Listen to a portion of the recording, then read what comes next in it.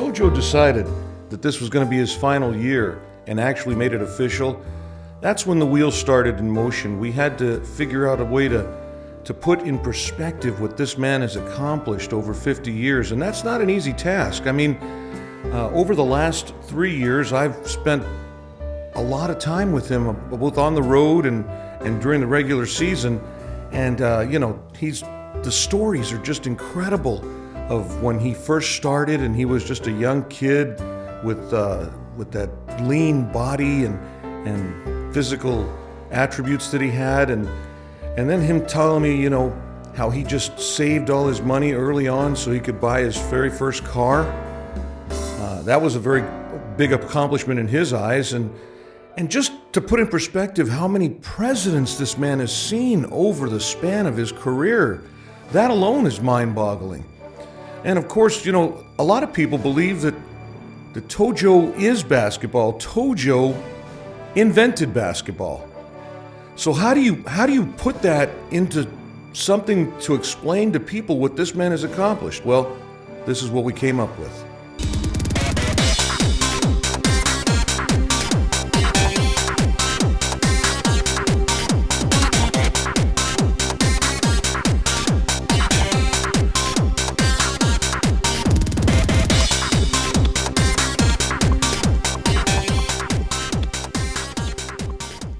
He started his amazing show basketball career way back in 1965. This is perhaps something that will never come close to being duplicated or eclipsed. More than 5 decades of entertaining basketball fans around the world. And he served our country with honor as a distinguished Bronze Star and Purple Heart recipient of the Vietnam War. Ladies and gentlemen, boys and girls, get on your feet and help me greet a true living legend, an icon of show basketball from Passaic, New Jersey, the one, the only, TOJO Henderson!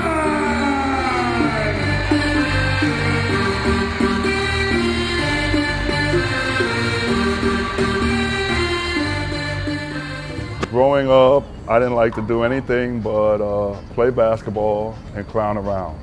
And I do remember one teacher saying, "What are you going to do? What kind of work are you going to do with what you going to do with yourself? All you want to do is play basketball and clown around." I didn't know what I was going to do with myself. And then one day a guy says, "Come play with me, be on my basketball team." And I said, "You know what? I'm going to be a basketball clown." And there it was. I never got back to see that teacher again to tell that teacher that I made it. But my family, they loved it. They thought it was great. They were all supportive. They thought it was cool when I got to take my brothers and sisters, my nephews, even later on in life, my son, even my grandkids now. They think, I'm just the coolest guy in the world. I went to this ABA exhibition game in Paterson, New Jersey, which featured the New Jersey Americans and the Pittsburgh ABA team. And I was there with Dick Vitale, and he knew who Howie was, and he pointed him out to me. He said, "That gentleman owns a show basketball team." So I went over, we talked, he told me to come out, try out, and I tried out for his team, and I made the team and started playing with the Wizards in October 1967.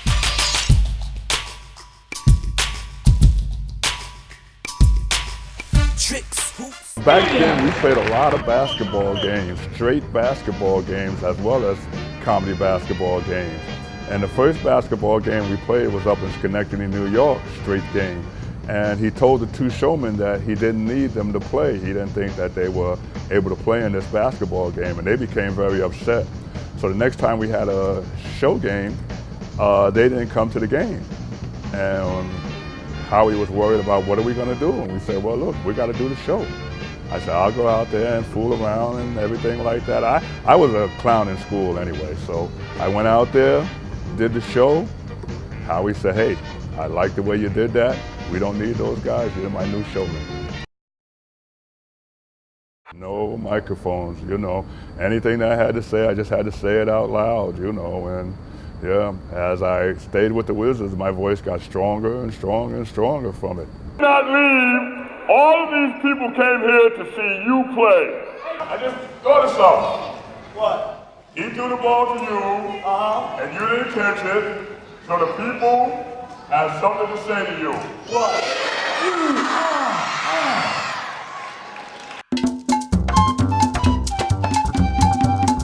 Hey, I loved Venezuela. You know, that was a great trip down there. The weather was always great. The people was great. The arenas we played in were always packed and full. While I was on that trip, I was 17 at the time, and I just remember this commotion.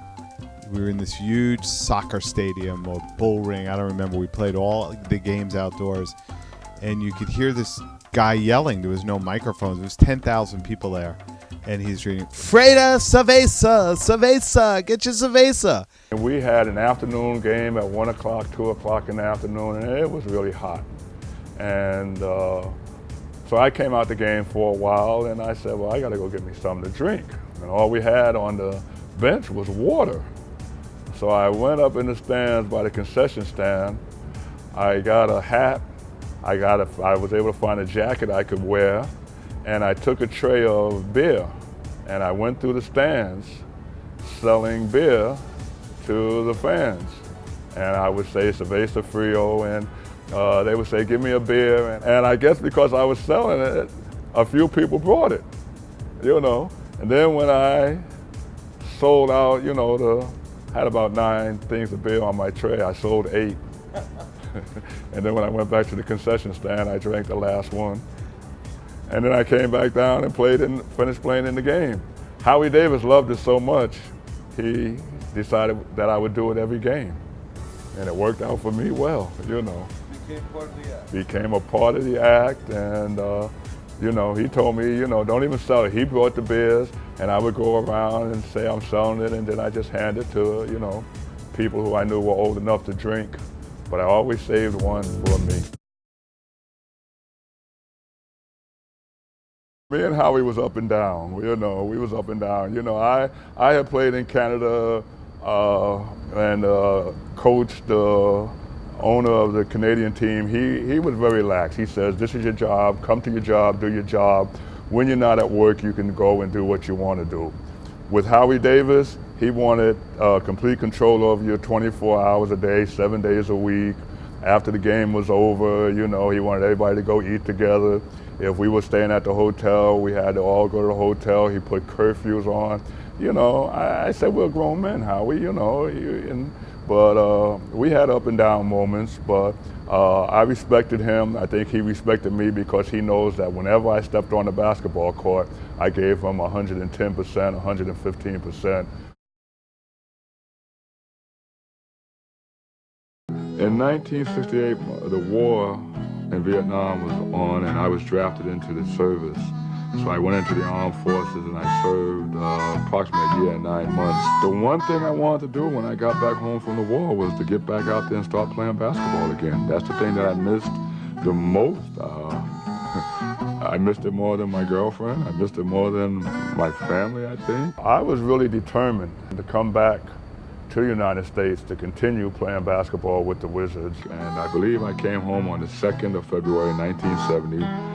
The first thing I did was call up the owner of the Harlem Wizards and told him I was home, and he invited me out the next night to a basketball game. So February 3rd, I was in uniform, back again playing with the Harlem Wizards.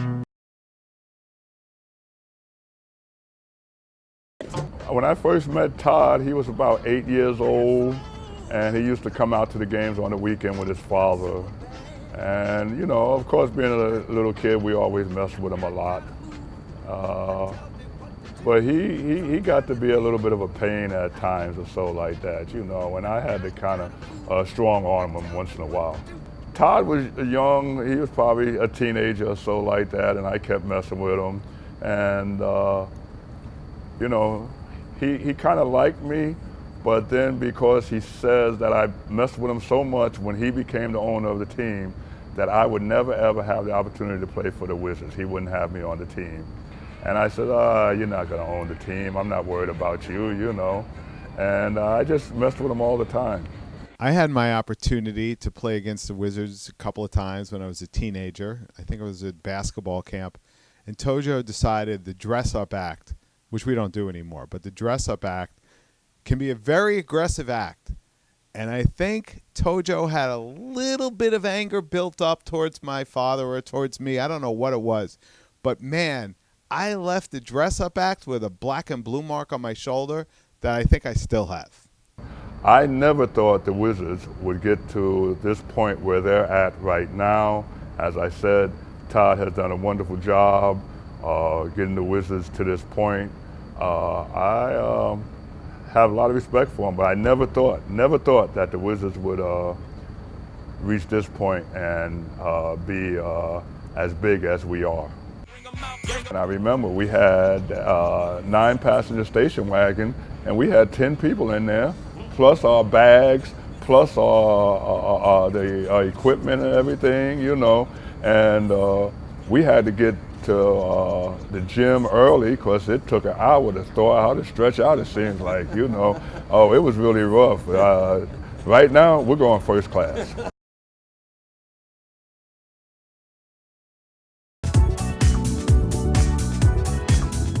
Well, after playing basketball for so many years, the 40 years came around, 45 years, you know, I just take time off. At this point now, I spend a lot of time with my family. I do have 3 lovely grandkids.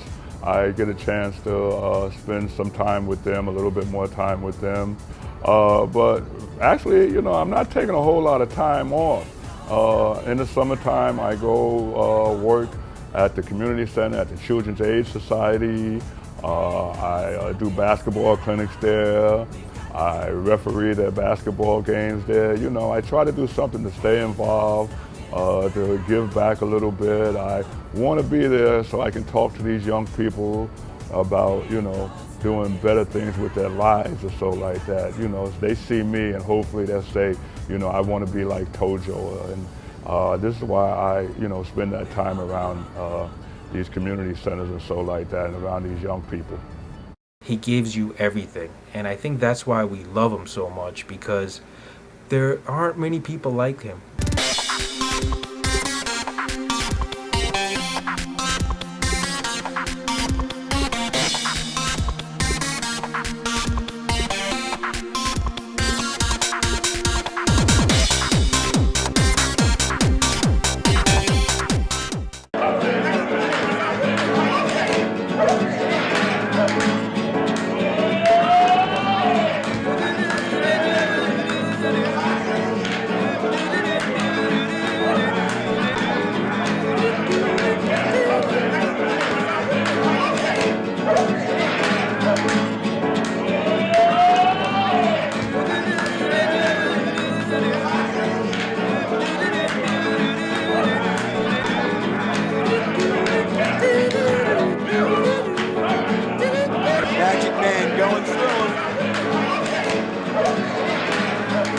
Four-corner offense with one man. Took me 5 years to learn how to do it. And PJ does a job with the spinning ball.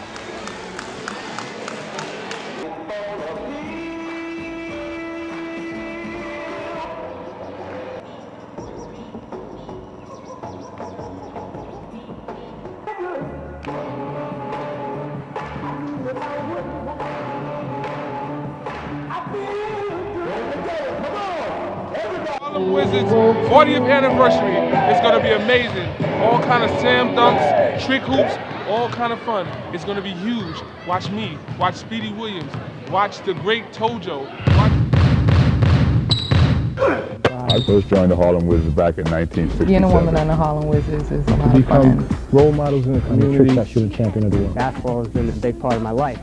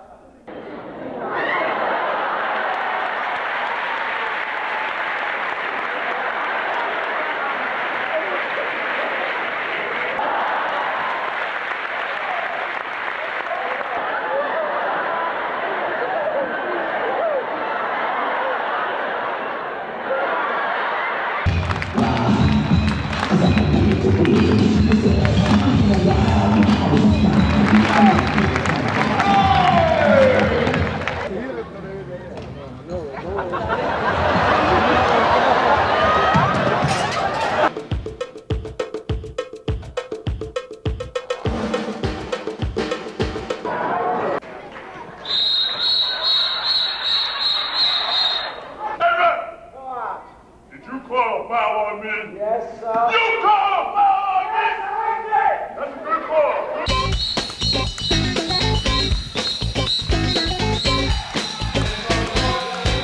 Some big boy bounced the ball, wrap around 10 feet tall. Abracadabra, Alakazam, hey, brother wizard, now watch me jam. Hey, brother wizard.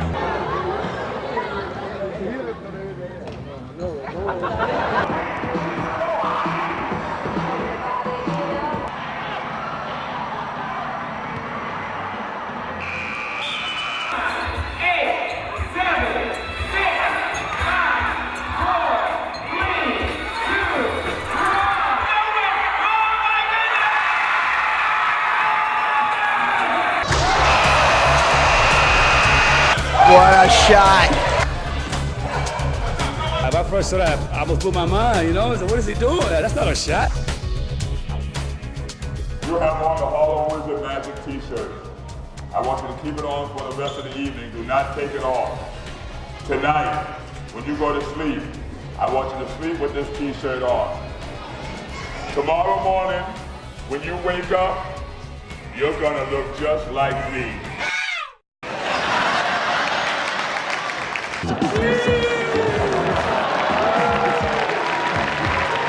That's the number one spot.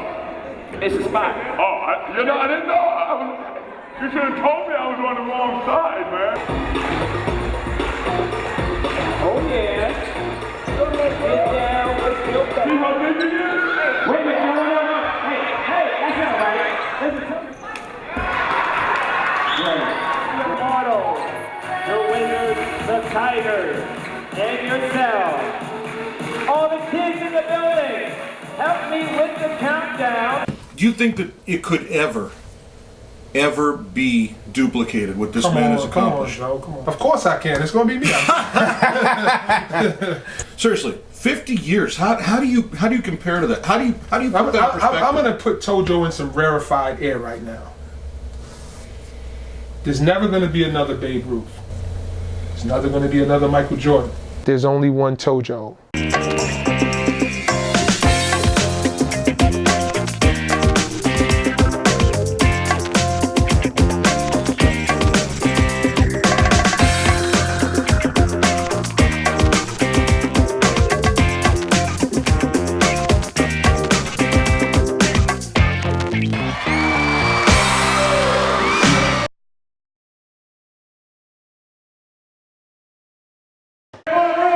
Woodbury, New York, how's everybody feeling tonight? Monroe Woodbury is a place that reminds me of overseas because if I'm out, say up in Paramus, New Jersey, or up in the mall, up in Nanuet there somewhere, and the people from Monroe see me, they recognize me and come over and want to talk to me and everything like that. TOJO! All right, what's happening, man? One kid, I was in the mall in Paramus, and the kid was walking with his mother. His mother was holding his hand, and I was sitting on a bench eating yogurt, and the kid walked right into a beam, bam. And his mother said, "What's wrong with you?" And he started laughing. And she said, "What? It's not funny. Look, you got a knot on your head." He said, "Mom, they're TOJO." And she turned around. She said, "Huh? TOJO, he a wizard." And she looked. She said, "Oh my gosh, it is him." And she came over and hugged me. And the kid was standing there with a bump on his head. You know, I love it.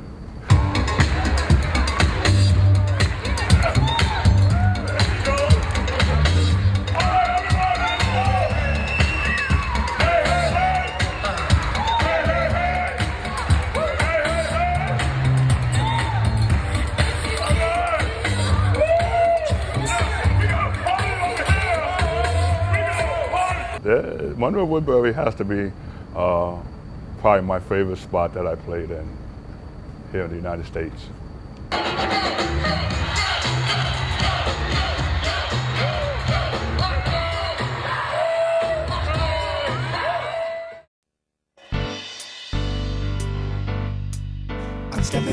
rough patch where it was kind of dissolving. It wasn't good. You know, there wasn't a sense of unity. There wasn't a sense of team. There wasn't a lot of talk about the future. It was more, you know, people just in it for the money, basically. And I was frustrated, and my father was still doing it then, but I was doing more, and we were just trying to move forward, but we were having some issues. And the next season, we had invited Tojo back, and he came in slim. When we saw him, he was a little out of shape, but he came back ready to go, and it was like a burst of energy. I mean, Tojo saved the Wizards. Really. We definitely owe Tojo a great deal of gratitude for the example that he set and the work that he put in. He's the best role model for these kids out there, and I think that's our greatest service, that we have these wonderful role models led by Tojo, who not only sets the example, but he is the example. A lot of guys say one thing, but their actions don't match, and your words and actions match. You show us how to come to work every single day and do your job to the best of your abilities and do it with a smile on your face. Without him, we wouldn't be here because the company wouldn't have expanded, you know what I mean? Stay stuck with it, and that's why we're here today. Tojo, this is not your last year being a Wizard. You're a Wizard for the rest of your life, you know what I mean? I just wanted to say that, and I love you. Tojo, I want to say congratulations on your 50 years in basketball. You're the best. I just want to let you know, man, you inspired me throughout my 6 years with the Harlem Wizards. I never really had the opportunity to play with you, maybe a handful of times, but just just to know that you've been around for so long has inspired me, to think about myself and my future. He's the absolute teammate. He's a father figure, big brother, what have you. He's just a great guy, and it was just a pleasure to be around him. Great around the guys, and all the stories that he's given us about in the past, and it's just great energy, and it's just an honor. I'm just glad that I can say that I had the privilege to play with the legendary Tojo Henderson. You can't teach joy. Some people can go out there and fake it and pretend, but just the impact that you've had on communities and people like myself, other players, all we got to do is say is thank you, and it's great gratitude. We just say thank you once again for doing everything that you've done for the Harlem Wizards and for players like myself. So, going out there, wish you many days, a full cooler, and everything else. Bounce and you bounce like nobody can bounce. Every ball we bounce in the world amounts to love and for a wizard like me. Every bounce of the ball makes the whole world fall. In love with a wizard like me. Wizard, even the opposition smiles when we're around. Wizard, we're in a good position to make friends out of foes, highs out of lows. Friends out of foes, highs out of lows. We bounce and the world amounts to love and for a wizard like me. Every bounce of the ball makes the whole world fall. In love with a wizard, in love with a wizard, with a wizard, in love with a wizard like me.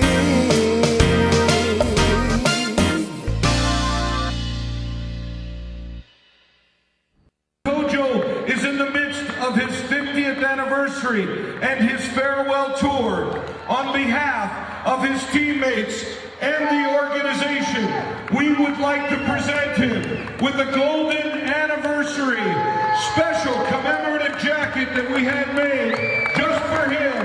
Ladies and gentlemen, boys and girls, get on your feet and help me greet a living legend, an icon from Passaic, New Jersey, the one and only 00 TOJO Henderson!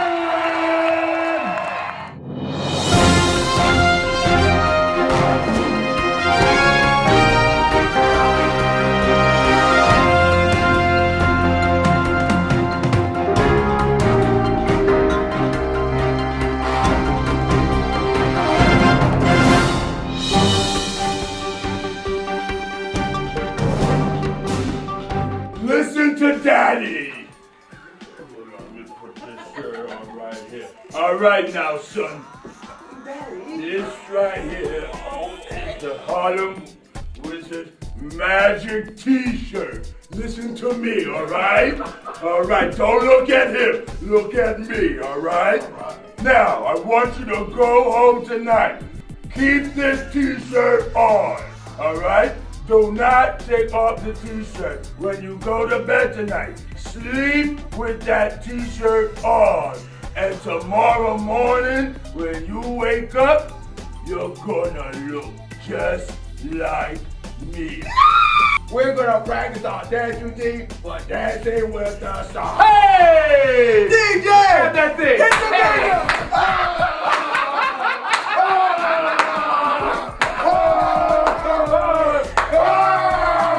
Hey, this is for my man Tojo. This was gotten through the season this whole year. After every game, this is his ice cream. Anytime you hear the ice cream truck, ice cream. Ice cream. So when we're in the van and this cracks right here, it looks just like this. Don't forget the belch. Don't forget the belch.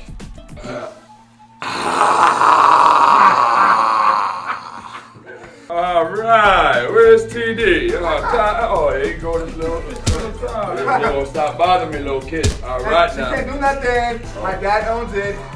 Dad owns it, huh? Hey. One day, you're gonna have to work with me, buddy. Oh, all right, man. Who cares about you? Daddy. Daddy! You catch it now when you won't catch this one. Oh! Don't go! Yo, Ben, Trey! All right. Hello! Did everybody have a great time tonight? I had a lot of fun. I got these two beautiful girls over here. Best part of the show. Thank you for coming to see me play. Thank you.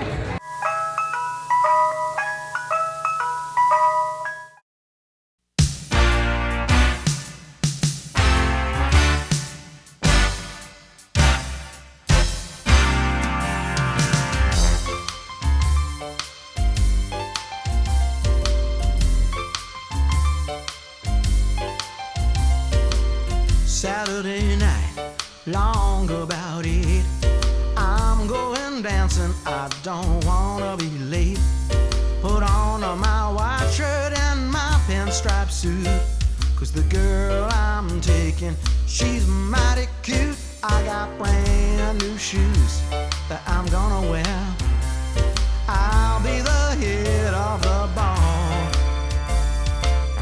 I know they're tight, but that's alright.